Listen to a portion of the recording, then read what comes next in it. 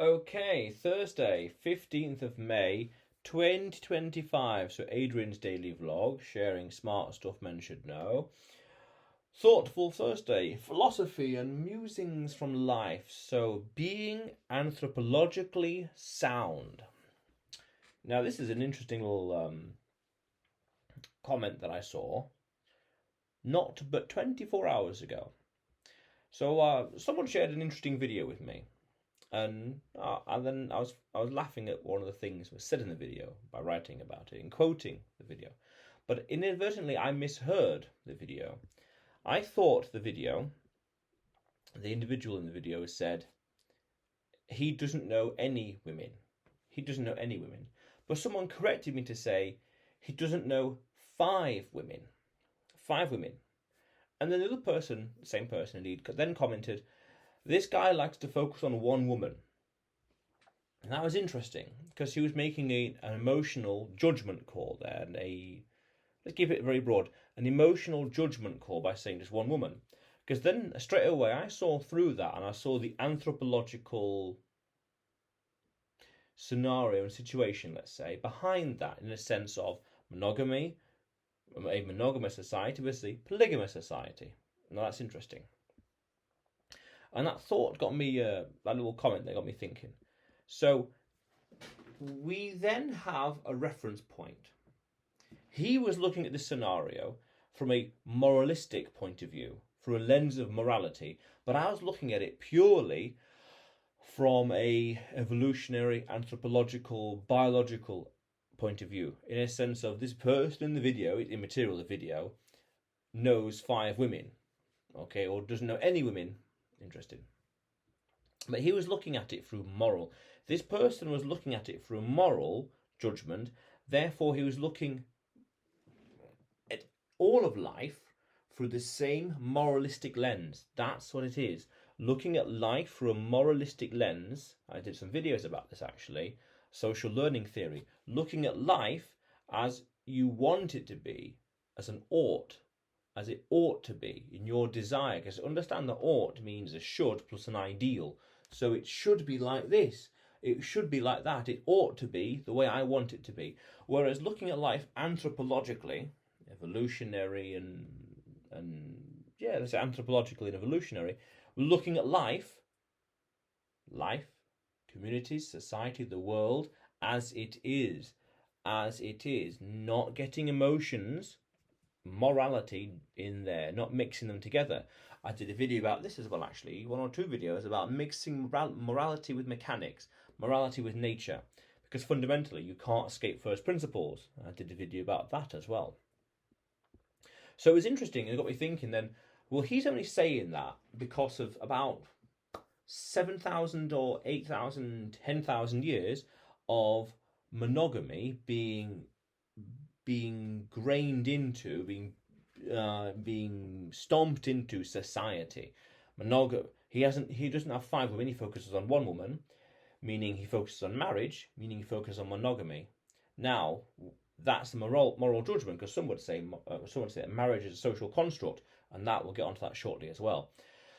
But I say it's 7,000 or so years ago, because something I heard recently, which is interesting, talking about societies that were polygamous and monogamous thousands and thousands of years ago, where the societies that were monogamous were more efficient, able to allocate resources better, be more productive than the monogamous societies. Because the monogamous societies, the person who had all the women had to exert energy to maintain that position, fend off other men, and inadvertently those other men were spending energy trying to get more mates, more wives, essentially, we could say. Whereas in a monogamous society, everyone was pair bonded off, so that was those needs, let's say, those familial needs and ties were met. So people were able to focus more on other things.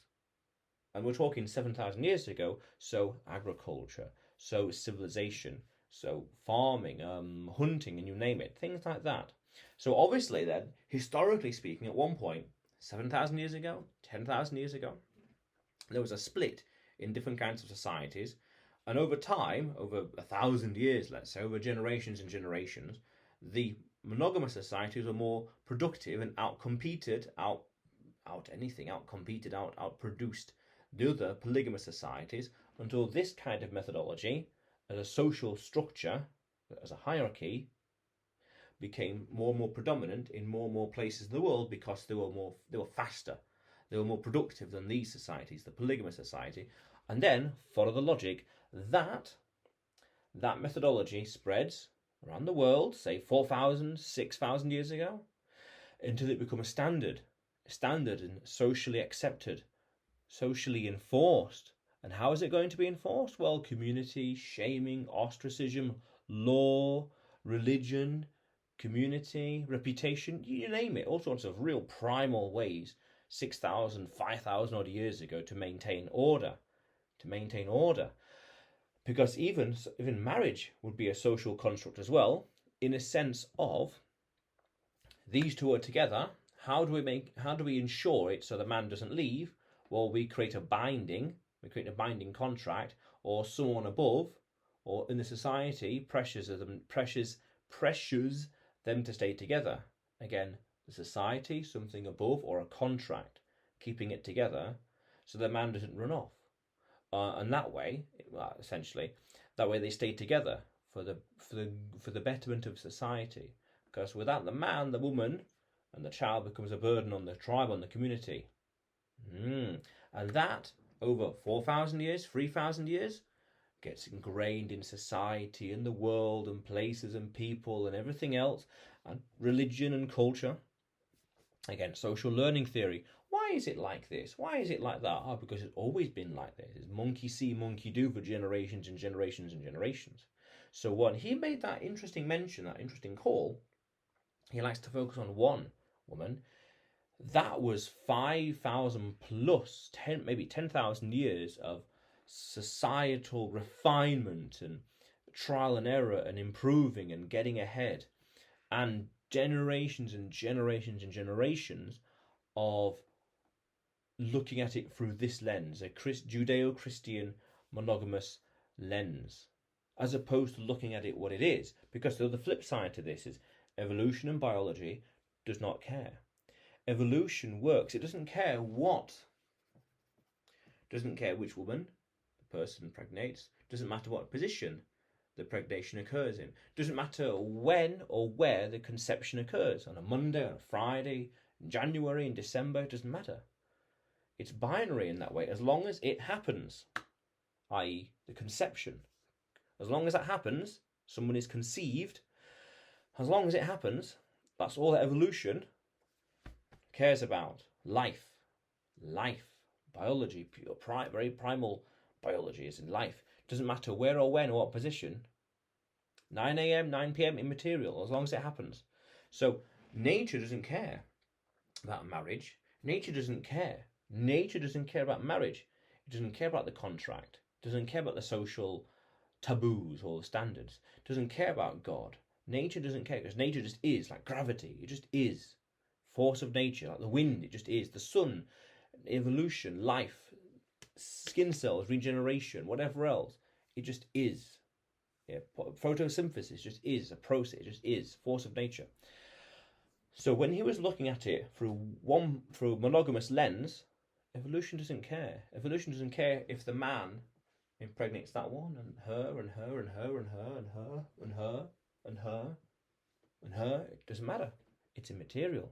Why? Because evolution, again, it's binary. Did conception happen or not? Did they conceive? Yes or no? There's no maybe. It's binary, and it doesn't matter who. It doesn't matter who, because it's a force of nature. Like gravity, it doesn't matter where you stand. Gravity will be the same. Like water, it doesn't matter where you are or how high you are from sea level. Water will still be wet.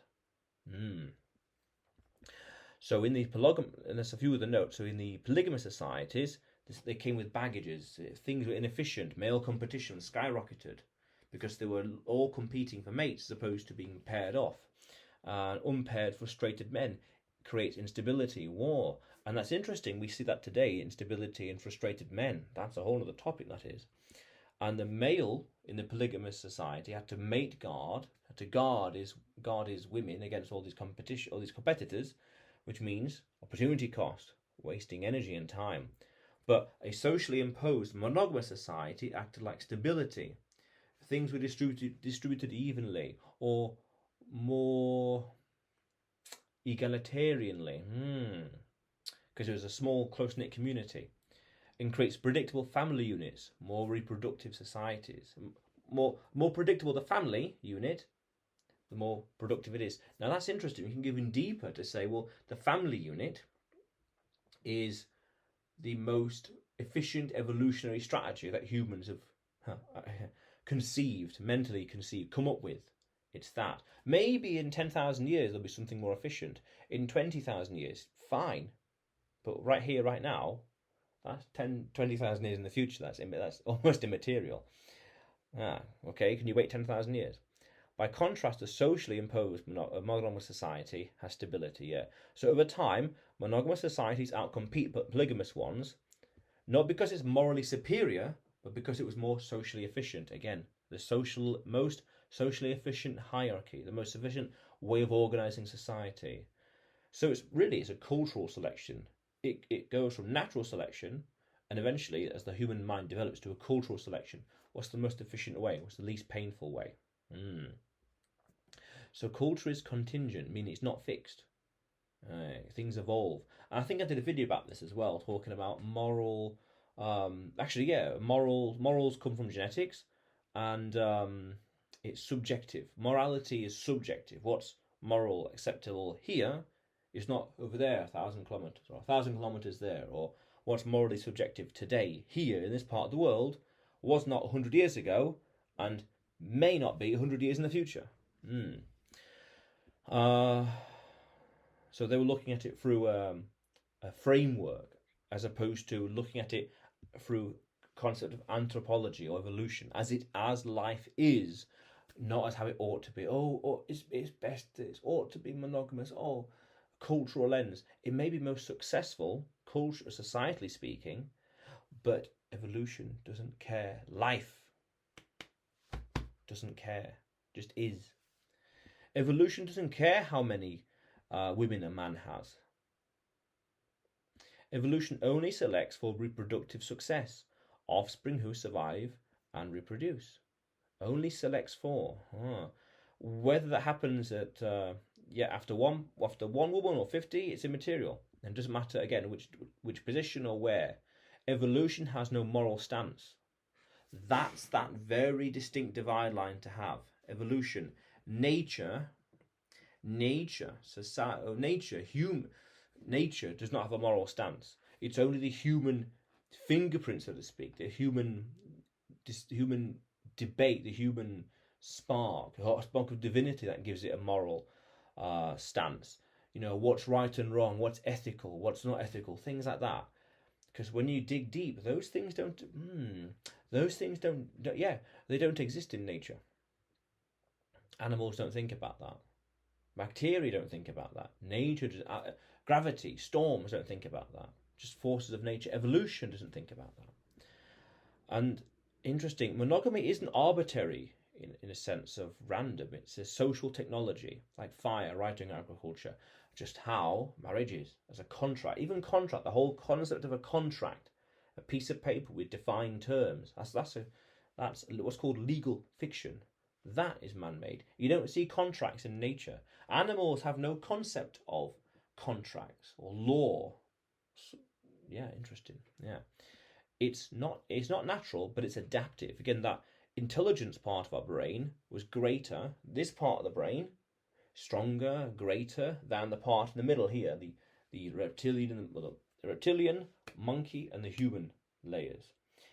And this human layer, the IQ, has ran away with intelligence, and now we're living in a world where you could argue it's an evolutionary mismatch, where our logic has superseded our it's taking control, let's say, but we're still at our core emotional. But we were intelligent enough to realize that monogamy was more adaptive, it's kind of akin to an evolutionary stable strategy. But that's very stagnant. This kind of just floats, just works. So this is adaptive, therefore overproductive or more productive. It solves a problem, male competition for breeding, let's say, and social order, the structure, the hierarchy. And that's something I want to talk about in the future, but not right now, another time. So monogamy isn't the moral default, it's the political compromise our ancestors made to stop killing each other over mates. Wow. Monogamy isn't the moral default. It became the moral default after generations and millennia. It's the political compromise our ancestors made to stop killing each other over mates. It's the political compromise our ancestors made to stop killing each other over mates. Because again, if there's too many dissatisfied males in the small tribe, in the small community, hunter-gatherers, it creates instability. So understanding this makes us less judgmental and more curious and better at separating what is evolutionary true. So we can separate what is evolutionary true and culturally normal. Normality, subjective, today, tomorrow, over there, and evolutionary true. When we can separate those two, we are being more anthropologically sound, and we can look at life, the world, society, culture, things, inventions, tools, the way we interact, not as we want them to be, or as we hope them to be, or as they ought to be. I did a video about this as well, actually, it is ought problem, but looking at it as it is. Even deeper to say, looking at it through the lens of the first principles of life, society, culture, community, you name it. Looking at things as it is and accepting human